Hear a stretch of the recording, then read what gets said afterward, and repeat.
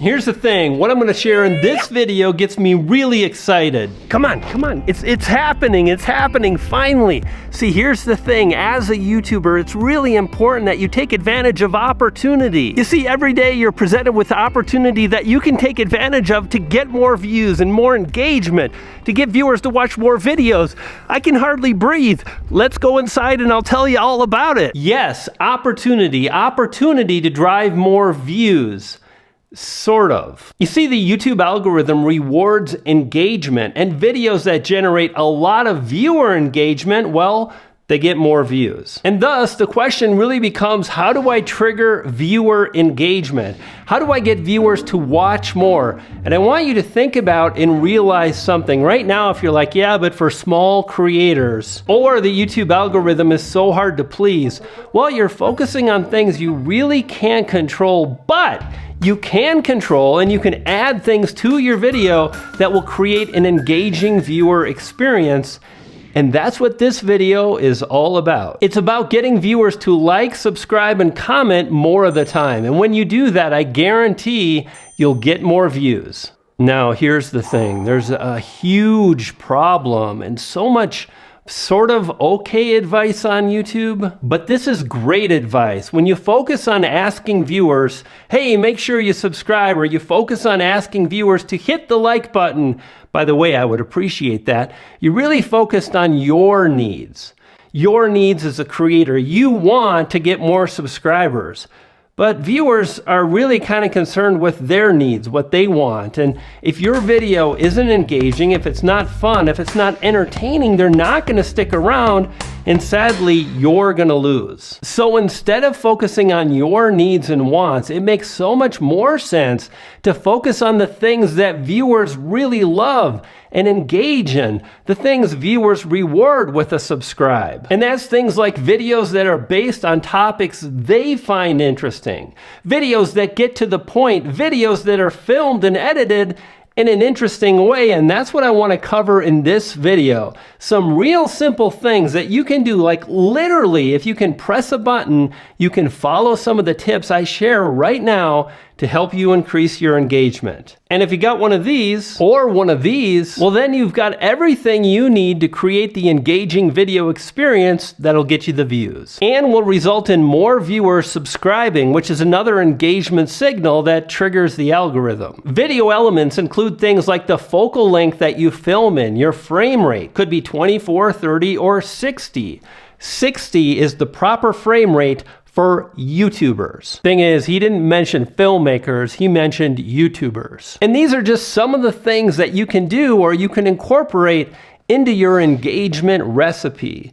Think about that, engagement recipe. Different elements or ingredients that really create an engaging experience for viewers. Here's an example. This footage looks pretty okay, but it could look so much better. Now, this is super slow motion, filmed at 240 frames per second. And it looks okay, but the problem is color contrast. Notice my shirt is white. Well, the snowflakes are white, and my garage door is kind of a beige, and it doesn't make the scene pop.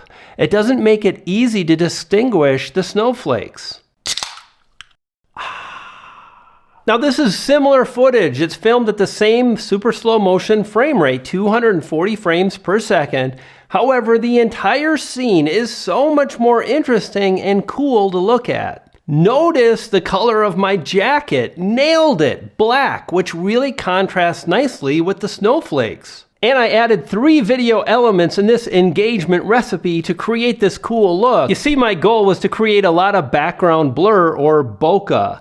So number 1, I filmed with a low f-stop of f1.8. The lower the f-stop, the more background blur. Item number 2 is I filmed with an 85mm lens. Now, that focal distance creates even more background blur because of what's called compression. And then finally, I filmed in that 240 frames per second, and the footage looks kind of neat.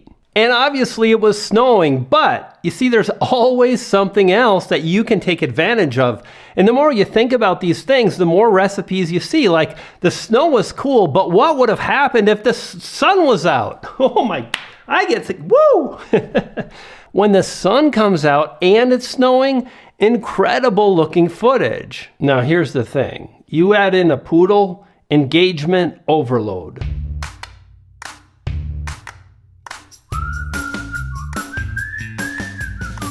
Or how about filming a time lapse with your phone or camera? That's a camera right there. And there are countless recipes for cool time lapses, like traffic is one and clouds are another. And in this time lapse, I combined both, but I did something else and it was actually a mistake, but it's so easy. Literally, the only thing I did was turn on my camera, I rolled footage, and I let it just kind of film for about 15 minutes. And then I walked into the frame. Now that's even better in some regards to a time lapse because you can do something called warp. What do they call that? It says right here, speed ramp. You see, you can create a speed ramp. That's what that's called. And all that is increasing or decreasing the speed of the footage at a certain point. So again, in this time lapse, the only thing I did is just slow the footage down right at the very end when I stepped into the frame. Perfect. Now I know some of you are like, well, I just film indoors. Well, this is a clip of me indoors and I created a simple time lapse with footage I had on my hard drive. It's more interesting to look at, which keeps viewers watching longer. Watch time. Cool. And the more you film and try this out, the more likely you're gonna make a mistake that's actually really cool, or something's gonna happen that you didn't plan on, just like in this particular clip. Thing is I knew I wanted to backlight myself, I knew I wanted the sun shooting on my shoulders, and I knew I would film in slow motion so I could kind of jump around and that would be cool, but I didn't anticipate this cottonwood floating through the scene. It's hard to see, but it's there, and it created kind of this unknown element. Fantastic. Now, the biggest thing that you can do is to trigger viewers emotionally, is to make them feel happy, sad, scared, or worried. When you do that, they're going to be more likely to connect with you because we connect through our emotions. And it's really easy to do when you're editing. Watch this 15-second clip to see a few simple things I did to make that happen.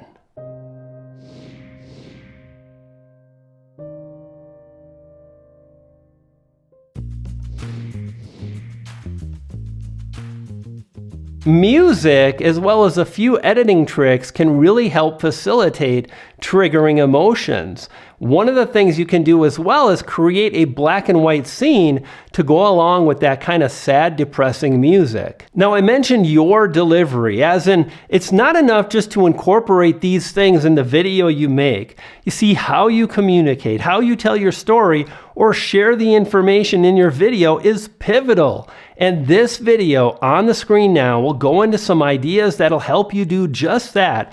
Click and watch. I'll see you there. And when you do, you're gonna feed a poodle. One on earth, one up in heaven. Otis, peace and power.